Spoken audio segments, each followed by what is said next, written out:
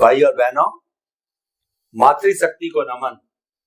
हमको ultimate reality of universe मिल रही है, हमको दुनिया को देखने की नई दृष्टि मिल रही है। उसी का नाम अध्यात्म विज्ञान है। लेकिन दिखने में तो बहुत सरल है कि मिल रही है, लेकिन देने वाले को ढूंढना, देने वाले की कृपा दृष्टि होना और देने वाले को प्रकृति के संयोग मिलना कि हम उनके सानिध्य में जावें, उनकी कृपा को पात्र करें, यह भी सारा कुदरत के ऊपर निर्भर करता है। यानी कुदरत की हमारे ऊपर मेहरबानी है कि उन्होंने हमारी दृष्टि को शुद्ध करने के लिए कहिए, स्थिर करने के लिए कहिए, उस मान्यता को जो है वो भ्रांत से मिटा करके सही करने के लिए स्वामी कमलेशानंद जी को कुदरत ने हमारे प्रार्थना पर, हमारे भावों पर जो है भेजा है। तो ऐसे स्वामी जी को पाकर हम कृतार्थ हुए। स्वामी जी आपका बहुत बहुत धन्यवाद, साधुवाद। स्वामी जी, इस जगत के अंदर बहुत से जो है अन्य दर्शन धर्म जो है वो विद्यमान है। तो उन धर्म दर्शनों के अंदर और हमारा जो सनातन सत्य है उसमें बेसिक डिफरेंस क्या है, ऐसे में इस एपिसोड में कुछ दर्शनों की मान्यता को लूंगा और उस मान्यता के आधार पे आप सनातन सत्य की जो मान्यता उसको रखेंगे और उसकी दृष्टि से दोनों कहाँ समाहित होते हैं, दोनों एक दूसरे के कैसे करीब आते हैं, वो मैं जानना चाहता हूँ। बौद्ध धर्म भारत का धर्म है। बौद्ध दर्शन को भगवान बुद्ध ने चलाया था और भगवान ने उसमें मुख्य 4 आर्य सत्य दिए थे कि sorrow is omnipresent, cause of sorrow is there, cause of the sorrow is wishes, and remedy to get rid of that miseries is to remove all those causes. दुख सर्वव्यापी है, दुख का कारण है, दुख का कारण कामनाएं हैं। कामनाओं को समाप्त कर लो तो आप संपूर्ण रूप से सुख हो सकते हैं। वैसे उनकी फिलॉसफी बहुत गहरी है, लेकिन मुख्य 4 बातें हैं। तो मैं जो है पहले इस दर्शन को अपने सनातन सत्य की मान्यता के तराजू पर जो है, तुलना तो किसी की होती नहीं है, परंतु किस तरीके से अगर दोनों को साथ लाना चाहें, मित्र बनाना चाहें, साथ साथ जीना चाहें, तो किस तरीके से ये अध्यात्म विज्ञान के साथ फिट बैठती है, कृपया बताइए। प्रश्न के लिए धन्यवाद और श्रोताओं को मेरा नमस्कार। देखो, महापुरुषों की जो भाषा होती है, जो शब्दों के माध्यम से व्यक्त होती है, इनको गहराइयों से समझना वो आसान नहीं होता है, क्योंकि हम शब्दों का सिंपल अर्थ करते हैं और इसीलिए उनकी जो गहराई है वो अलग चीज है और हम शब्दों का सिंपल अर्थ करते हैं वो एक अलग चीज है। बात सही है कि उन्होंने दुख की बात कही और दुख का कारण है इच्छा और इच्छा पूर्ति। मगर ये दुख शब्द जो उन्होंने बोला वो सुख दुख रिलेटेड शब्द नहीं है। दुख का मतलब होता है भुगतान, जिसको इंग्लिश में सफरिंग कहते हैं और जैन दर्शन में उसको वेदनीय कर्म बोलते हैं। वेदनीय कर्म जिसकी ब्रांचेस में सुख और दुख माना हुआ आ गया। तो दुख मतलब not only the unhappiness, happiness is also दुख। तो ये महापुरुषों की भाषा है। सामान्य व्यक्ति कितना समझ सकता है वो व्यक्तिगत बात है। तो ये उनको कहने का मतलब ये कारण है, ये कहने का है तो दुख का कारण जन्म जरा मृत्यु ही दुख है। तो जन्म मिलना, जीवन चलना और मृत्यु होना अगर दुख है तो फिर जन्म क्यों होता है? जन्म अज्ञानता से होता है। अज्ञानता से राग द्वेष होता है, राग द्वेष से कर्म बनता है और कर्म से जन्म मरण मिलता है। तो इंपॉर्टेंट बात क्या है कि दुख का कारण अज्ञान है और अज्ञान का कारण है देहाध्यास, जिसमें मालिकी भाव, कर्ता भाव और भोक्ता भाव समा जाता है। तो ये अज्ञानता के वश हम राग द्वेष करके नए कर्म चार्ज करते हैं और कुदरत वो कर्मों का फल देते हैं। तो समन्वय ये होना चाहिए, वो भी अज्ञान, दुख यानी अज्ञान को ही नाश करने की बात करते हैं। इन अदर सेंस शब्द भले अलग है, उनके लिए दुख सुख दोनों अज्ञान का कारण है। हम इसको सिर्फ दुख समझे तो वो करेक्ट नहीं है। ये ज्ञानियों की भाषा है। संसार ही तो दुख है, संसार सागर जो दुखों से भरा है। दुख का मतलब होता है हम जो सुख दुख मानते हैं वो नहीं, दुख सुख का मतलब होता है बंधन। अगर हमारे पास पैसा नहीं है तो भी हम दुखी हैं, कम पैसा है तो भी दुखी है, ज्यादा पैसा है तो भी दुखी है और बहुत ज्यादा पैसा है तो भी दुखी। तो दुख का कारण पैसा होना ना होना नहीं है, दुख का कारण ही पैसा है।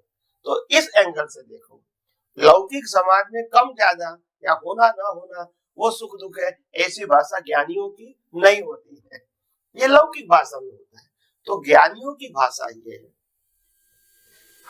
तो वो जीवन में बहुत सारी अवस्थाओं में सार निकाल के बताते हैं कि इच्छा ही दुख का कारण है। आइदर आप कोई अच्छा काम करना चाहते हैं, बुरा काम करना चाहते हैं, दोनों में इच्छा तो कॉमन है।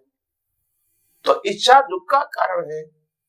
उनका कहने का मतलब इच्छा से ही कार्य के बीज होते हैं और बाद में कुदरत उसको रूपक में लाती है। जैसे मेरे को दान देना है, मेरे को लोगों की सेवा करना है, मेरे को लोगों को हेल्प करना है, पढ़ाना है, मार्गदर्शन देना है, ये भी एक इच्छा है। और इच्छा से ही तो कर्म बनते हैं और कर्म का फल देने के लिए आपको जीना पड़ेगा। और वो जब जी रहे हैं उस समय आपके सामने जो परिस्थिति आएगी वो इक्वल नहीं होगी, इसमें से और नए राग द्वेष होंगे। तो उनका कहने का मतलब क्या है, अच्छा करना बुरा करना की जो कुछ इच्छा होती है, धार्मिक सामाजिक, ये सब इच्छाएं दुख या बंध का कारण है और इसको मिटाना है तो आत्मा में स्थिर रहो। बाकी तो अवस्था के आधार उत्पन्न होता है, नाश होता है, वो देखते रहो वितराग भाव से। ये कहने का मतलब था उत्पाद, व्यय एंड ध्रुव। तो ये महापुरुषों की भाषा, उनके दृष्टिकोण से समझना ये इसे शब्द और शब्द का अर्थ कोई भी कर सकते हैं, पढ़े लिखे व्यक्ति, मर्म समझना इजी नहीं है। तो इसीलिए जो भगवान बुद्ध की जो भाषा थी और उनका उपदेश था और सनातन सत्य, उसमें कोई अंतर है ऐसा नहीं है।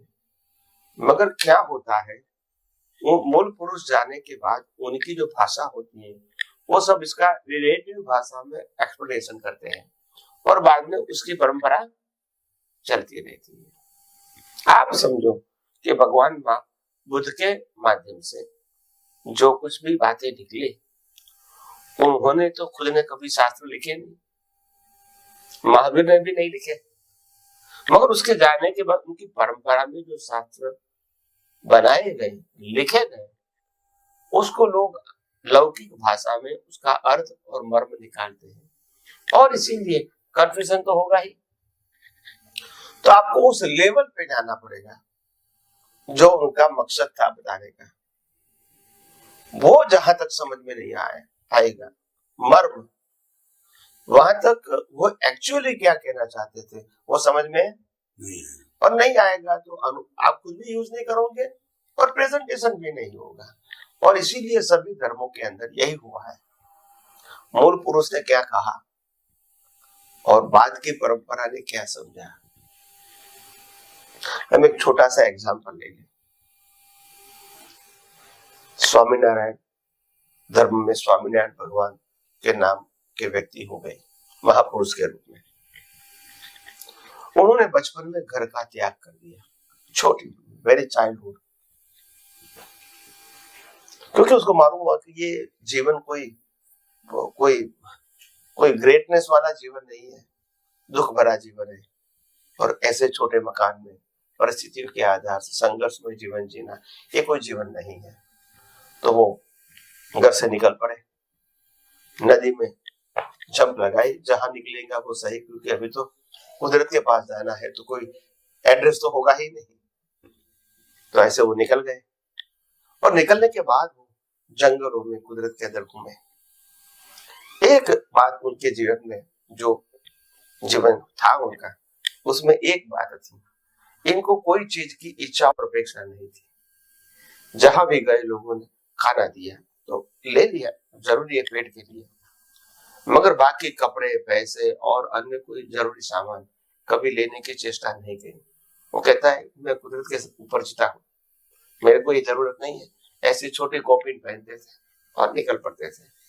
तो कहने का मतलब, और हजारों किलोमीटर, लाखों किलोमीटर वो चल के गए, हिमालय में भी गए थे और हर जगह वो घूमते रहते थे समाज के सामने। तो परिस्थितियां अच्छी बुरी तो आई होगी एक व्यक्ति को इंसान के रूप में। तो कहने का मतलब यह है कि वो जिस प्रकार से जीवन जिया और बाद में उसको गुरु मिला, रामानुजाचार्य, रामानंद जी, उन्होंने फिर शिष्य बनाया और फिर उनको सभी शिष्यों के लीडर भी बनाए उनके जाने के बाद। और बाद में उन्होंने स्वामीनारायण धर्म की स्थापना किया। बहुत सारी सिद्धियां उनके पास थी, क्योंकि नेचुरल लाइफ था और कोई अपेक्षा नहीं थी। मगर उसके जीवन में जैसे जैसे संजोग आए तो उन्होंने संस्था बनाई, मंदिर बनाया एक व्यवस्था के रूप में, और एक नए धर्म की स्थापना किया। शिक्षा पत्री लोगों को जीवन जीने के लिए बताई और साधु के लिए भी जीवन बताया कि आपको लोगों के पास जाना है और लोगों को मार्गदर्शन करना है, कैसे जीवन जीना है। तो ये उन्होंने एक मार्ग के रूप में समाज को दिया। अभी बात ये हुई कि ऐसे महापुरुष के अंदर, महापुरुष के जीवन में कोई मंदिर बनाना, संस्था बनानी, शिष्य बनाना, वो कोई इंपॉर्टेंट बात नहीं होती है। अगर होती तो पहले से विचारधारा ऐसी होती, मगर नहीं, ये उनके उदय कर्म था। तो लोग क्या समझे कि यही परंपरा को हमको और विकास करना है, ज्यादा शिष्य बना, ज्यादा मंदिर, ज्यादा संस्था, ज्यादा प्रसंग वो सेलिब्रेट करना है, तो ऐसा होगा, तो ऐसा तो होगा, मगर फिर बाद में उसकी परंपरा चलेगी तो मूल पुरुष क्या कहना चाहते थे वो तो आएगा नहीं। ऐसे मूल पुरुषों की बातों समय समय पे विच्छेद हो जाती है और वर्तमान व्यक्ति जो कुछ कहता है उसके मुताबिक चलता है और टाइटल होता है उसके नाम का। तो इसीलिए ऐसे ही दुनिया के सभी धर्म चलते हैं और मूल पुरुष की जो भावना होती है और मूल पुरुष का जो विजन होता है वो समाप्त हो जाता है। तो इसीलिए सभी दर्शन में मूल पुरुष ने तो बहुत कुछ अच्छा कहा था, मगर आज वो दर्शन को समझाने वाले व्यक्ति जो कहेंगे वही दुनिया सुनेगी और मानेगी। तो इसीलिए समाज में ऐसा होता रहेगा। ज्ञानी पुरुष दादा भगवान अभी हो गए, आध्यात्म विज्ञानी, अक्रम विज्ञानी, वो भी उनकी अनुभव दृष्टि बहुत हाई लेवल की थी और हजारों लोगों को मार्गदर्शन करने के लिए उन्होंने कहा और उन्होंने अपने जीवन में भी कहा कि ये जहां पैसे का व्यवहार है वहां धर्म भी नहीं है। लेते देते, क्या बोला उन्होंने, वहां धर्म भी नहीं है, लेन देन। तो ठीक है, वह भी उनकी ही परंपरा में सब कुछ चलता भी है, तो ये होता ही रहेगा। अभी आप कहोगे कि हम उसके मार्ग को, उनके ज्ञान को फॉलो करते हैं, ठीक है, व्यवहार से तो बोल सकते हैं, मगर उनका जो थीम था, उनका जो एब्स्ट्रैक्ट था, वो खत्म हो गया। मैकेनिकल प्रोसेस चलती रहेगी। तो हर धर्म में, हर दर्शन में यही हुआ है। हालांकि मूल पुरुषों को कोई एक दूसरे के प्रति राग द्वेष नहीं होते हैं, सही गलत नहीं होता है। मूल पुरुष का मतलब ये होता है अनुभव के मार्ग को एक्सेप्ट करते हैं। वे मेरे को जो अनुभव हुआ, दैट इज इम्पोर्टेंट। और परंपरा में क्या होता है, अनुभव ज्ञान की कीमत नहीं है, किताबों में क्या लिखा है, उन्होंने क्या कहा है, उसकी कीमत होती है, और इसीलिए अंतर हो जाता है। और जब अनुभवी पुरुष आता है तो उनकी बात को स्वीकार या न स्वीकार कोई फर्क नहीं होगा। मेरे को केवल ज्ञान हो गया, तुम नहीं मानोगे तो मेरा क्या फर्क होगा। इसलिए अनुभव पुरुष का इम्पोर्टेंट बात यह है कि हमने आध्यात्म विज्ञान में खास कहा है, अनुभवी पुरुषों को दुनिया के सर्टिफिकेट की आवश्यकता नहीं होती है। उनकी बात ओपिनियन नहीं है ना, कोई नहीं समझ सकते, नहीं मानते, अलग बात है, उनकी मर्जी है। तो ऐसी बात होती है। तो इसीलिए सभी दर्शन का मूल तो अनुभूति करना ही था, मगर वो दर्शन को जब क्रियान्वित हो गया तो लोगों ने क्रिया का महत्व बता दिया, उनके शब्दों को लौकिक भाषा में ले गए, और इसीलिए इतना सारा अंतर हो गया। और एक एक धर्म में भी बहुत सारे संप्रदाय हो गए। ये सब क्रिया और शब्दों की माया जाल है, अनुभव के अंदर ऐसा नहीं होता है। तो कोई भी मार्ग में एंड होता है अनुभव से, और एक अनुभव दूसरे अनुभव पुरुष के पास अंतर नहीं होता है। इसीलिए दादा भगवान ने भी कहा है, एक ज्ञानी का लाखों मत हो सकते हैं और लाखों ज्ञानी का एक ही मत होता है। ये कहने का मतलब ये सबका भी अनुभव तो एक ही है, प्रोसेस भले कोई भी है। तो अनुभव इज अचीवमेंट, ये कोई प्रोसेस अचीवमेंट नहीं, कोई भी रास्ते से आप जा सकते हैं। हाँ, तो ये रास्ते का झगड़ा है, वो ज्ञान है, और अनुभूति है तो फिर अज्ञान है ही नहीं, झगड़ा ही नहीं। कोई कहते हैं कि भाई मैंने भगवान राम के पास ज्ञान लिया और केवल ज्ञान हुआ, कोई कहता है कृष्ण भगवान के ज्ञान से मेरे केवल ज्ञान हुआ, कोई कहता है महावीर के ज्ञान से केवल ज्ञान हुआ। मतलब क्या है, गोल तो एक ही है। रास्ता कोई भी क्यों ना हो, हिमालय की टोच पे ऊपर जाने के लिए बहुत सारे रास्ता हो जाते हैं, मगर टोच पे जाना तो वो अनुभूति हो गई। फिर आप कहो कि मेरे रास्ते में ही आए, तो सभी का रास्ता अलग अलग होता है, तो अनुभूति की तो अलग अलग होगी, लौकिक अनुभूति, मगर अल्टीमेट अनुभूति तो एक ही होगी, तो उसमें कोई डिफरेंस नहीं होता है। तो ये बात है। तो हर बात, हर मार्ग में जो हमारा दर्शन था, हर दर्शन में आत्मा की अनुभूति वो अंतिम गोल था। आज वो बंद हो गया, आज क्रिया आ गई, और इसीलिए डिफरेंसेस हो गया। आप समझे? तो ये ठीक है, कलयुग है, ये तो होना ही था, मगर ये क्या हुआ वो मैं बता रहा हूं। तो अंत में तो बात एक ही है, अगर मुक्ति के मार्ग में आगे बढ़ना है तो अनुभूति के मार्ग पे आगे बढ़ना पड़ेगा, जो आप खुद रियलाइज करते हैं, समझते हैं, उपयोग करते हैं, अनुभव करते हैं, यही आगे बढ़ने का मार्ग है। सिर्फ शब्दों या क्रियाओं के ऊपर बैठे रहने से अनुभूति के मार्ग में आगे नहीं बढ़ सकोगे। स्वामी जी, आपका बहुत बहुत धन्यवाद। आपने बताया कि जो सभी तरह के धर्म दर्शन है, उसके जो मूल पुरुष है, जिन्होंने उस धर्म दर्शन को अपने अनुभव के आधार पर बताया, उन सबका लक्ष्य तो जो एक अनुभव की जो पराकाष्ठा पर था, और अनुभव की पराकाष्ठा तो एक ही होती है, क्योंकि सारे जो पहुंचते हैं तो उसी चोटी पर पहुंचते हैं और वही रियल अनुभव को प्राप्त करते हैं, तो लक्ष्य एक बन जाता है। लेकिन जो है परंपराओं में फिर शास्त्र आते हैं, मंदिर आते हैं, आचार्य आते हैं, लोग आते हैं, जितने जितने लोग जुड़ते हैं उसमें भिन्नता होती चली जाती है, और वो क्रिया कांड कहिए, परंपराएं कहिए, वो सारे आज हमारे को देखने को मिल रहे हैं। इसीलिए खंड खंड हो गए हैं, टुकड़ों टुकड़ों में बढ़ गए हैं।